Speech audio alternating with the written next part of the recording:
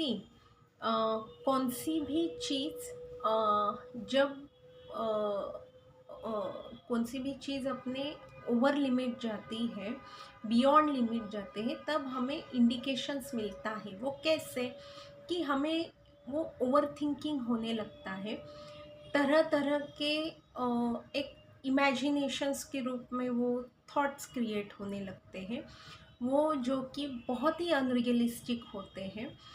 तो उसी समय हमें सही वक्त में ही वो एक्शन जो लेनी है, वो एक्शंस के रूप में हमें अ, उस ओवर थिंकिंग को हमारे ऊपर ओवरकम होने से पहले ही वो हमें वो एक्ट करनी है। और दूसरी थिंग है, दूसरी थिंग ऐसी है कि अ,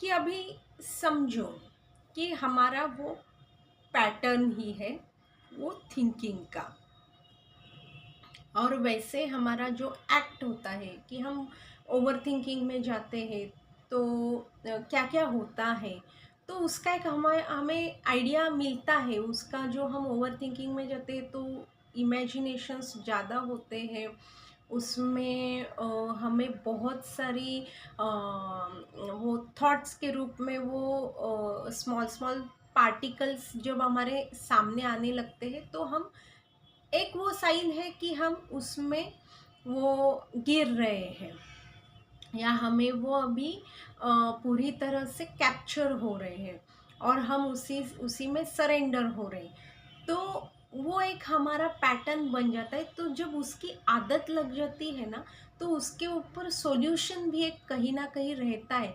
वो खुद की जो इनर क्वालिटी और पर्सनैलिटी है ना, हिडन क्वालिटी, तो वही उसके ऊपर वो एक्ट करेगी ही करेगी। Definitely small steps can change your that movement. So उसमें वो ध्यान में ही रखिए और उस हिसाब से आपका वो मार्गक्रमण कीजिए। तो अभी मुझे और एक कहना है कि मैंने एक मेरे दूसरे चैनल पे एक सीरीज़ चालू की है।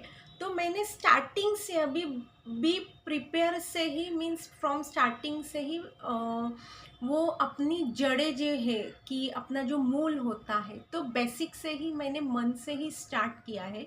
तो मैं डिस्क्रिप्शंस में ये लिंक डालूँगी, so you can watch also and subscribe also. So आज के लिए बस इतना ही। Just think and go ahead.